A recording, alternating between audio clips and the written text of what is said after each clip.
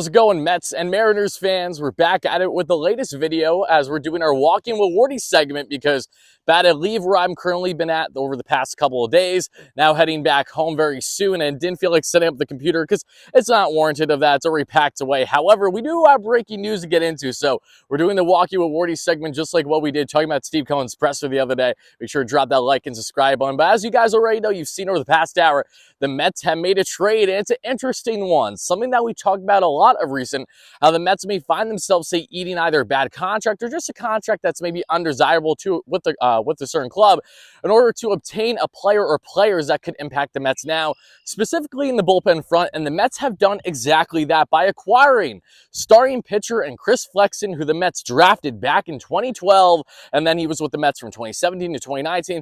Was nothing great. They rushed him up because they were desperate for starting pitching help there, depth-wise, and he's pretty much a swing man right now at that point in his career if he has any impact on the Mets at all. But he was DFA'd just over the past 6 days by the Seattle Mariners, so the Mets are taking on his $4 million contract. Does have team control until 2027. However, he was automatically DFA'd by the Mets right as the move happened because the big fish in this trade was eating that salary and getting on only $600K salary and is under team control until 2025. And right-hand reliever Trevor Gott, that is a big one, in return for Zach Muckenhirn, the southpaw who had no impact on the Mets bullpen positively at least this year and was DFA'd earlier today. It was officially announced by the Mets. So basically what this trade was between these two teams in a nutshell was swapping two undesirable guys. The Mariners wanting to get $4 million off the books because something that they've struggled with is obviously payroll. They don't have Steve Cohen's type of dollars, so they could get rid of that $4 million. They were going to do it. Steve Cohen says, okay, we'll eat that contract, not a problem, but you have to give us a solid reliever. So the Mariners were like, all right, we're going to give you Trevor Gott. Trevor Gott has around a 4 ERA and 30 appearances this year. He has not looked great over his past number of outings I've seen over at least the past week plus of him pitching. Hasn't been great. However, expected ERA this year under 3, has team control still until the 2025 offseason. Is arbitration eligible this year, as a matter of fact. So a lot to like about Trevor Gott. When you look through his baseball savant numbers, is definitely in the high percentiles in a lot of his categories, which is what you like to see. Again, he has the fastball, he has a cutter, he has the curve, he has the changeup.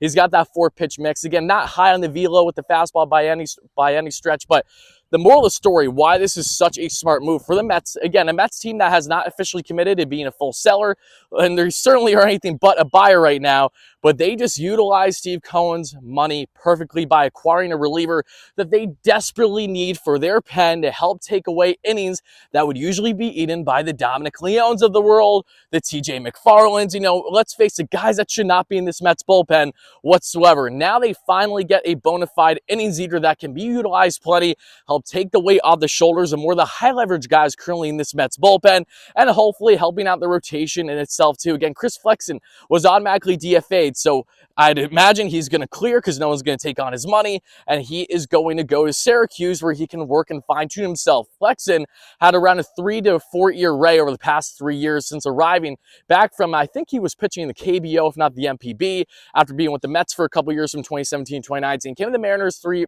plus years ago, has put up respectable starting pitching numbers. This year, however, has been anything but good, has been getting barreled hard, just not looking great for Chris Flexen, who definitely needed a change of scenery, and now he's going to be getting that, heading back to the team that initially drafted him, has that familiarity, knows what it's like to a degree in the Mets organization, and not with the Steve Cohen ran Mets, but still knows what it's like to be in Queens and, you know, being AAA Syracuse and all that kind of stuff. So now he's back in the Mets organization. He gives the Mets another type of swingman arm that they desperately need. Look, if Flexen has no impact on the Mets this year, it doesn't matter, but if he has any positive impact, then that's something to be happy about when they have been so reliant still to this day on the Carlos Carrascos of the world. David Pearson finally looking solid again, but he struggles to go deep still. Joey Lucchesi's been looking good, but he's still been in AAA. Tyler McGill trying to fine-tune his game again and his command back in AAA. I mean, the Mets need as many arms as humanly possible right now, and now they got in Chris Flexen for the AAA depth, and if they need to call him up at any point. But Trevor Gott is a story here. He is the get, if you will, as the Mets just got themselves a very solid reliever that'll impact this bullpen right now, and that'll help give them a little bit more of a leash on what they're looking for. We're a month away from the MLB trade deadline, right? So they still have a lot of things to figure out. They need to figure out they're a team that is willing to go on a run and can make something happen at all this year, or are they a club that simply is going to stay anemic, stay well below 500, then they're going to be selling off everyone and their mother that's a rental at the trade deadline, starting with David Robertson, starting with Tommy Pham, Mark Canha, all these guys, right? So Mets have a lot of key decisions that they need to make, but as I've said it time and time again, even though that this is long overdue, they need to add immediate bullpen help, and they finally did that by giving up quite literally nothing in the process. So that in itself is a W. I like this move a lot for Epler, for Cohen, and we'll see what it does impact-wise, immediate impact for this bullpen.